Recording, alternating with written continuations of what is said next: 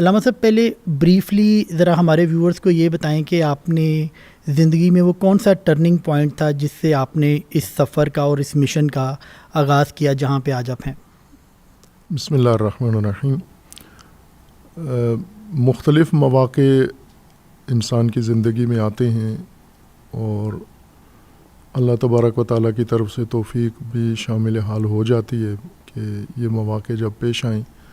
تو انسان بر وقت ان سے فائدہ اٹھائے اور فیصلہ صحیح وقت پر صحیح فیصلہ کر لے۔ میری زندگی میں جو ٹرننگ پوائنٹ کہہ سکتے ہیں آپ، یا جس کی وجہ سے یہ جہت ملی،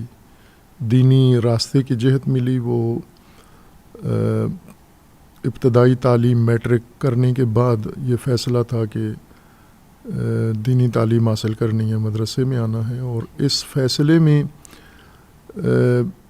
ظاہری اسباب جو عموماً ہوتے ہیں کہ والدین فیصلہ کرتے ہیں بچوں کے لیے، یا کوئی اور ایسی شخصیت ہوتی ہے جسے دیکھ کر انسان متاثر ہو کر یہ فیصلہ کرتا ہے،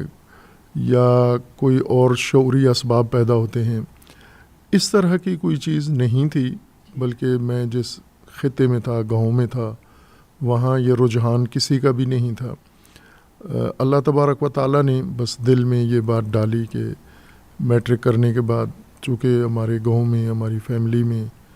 سادات خاندان، بڑا خاندان ہے وہاں پر، اس میں یہ رجحان کسی میں بھی نہیں تھا، اور میرے اندر بھی رجحان پیدا کسی خاص عامل نے نہیں کیا۔ بس اللہ تبارک و تعالیٰ نے، یہ تدبیر اللہ کی تھی، اور اس طرح سے گویا چلتا رہا یہ نظام کہ میں یا میرے ساتھ جو خاندان کے افراد تھے وہ ہم کچھ اور چاہتے تھے، لیکن اللہ کی مرضی کچھ اور تھی، اور جو اللہ نے تدبیر کی وہ ہو گیا ہے۔ اور یہ سفر در حقیقت جو شروع ہوا ہے، یہ الہی تدبیر کا نتیجہ ہے جو ہر انسان کے لیے ہوتی ہے۔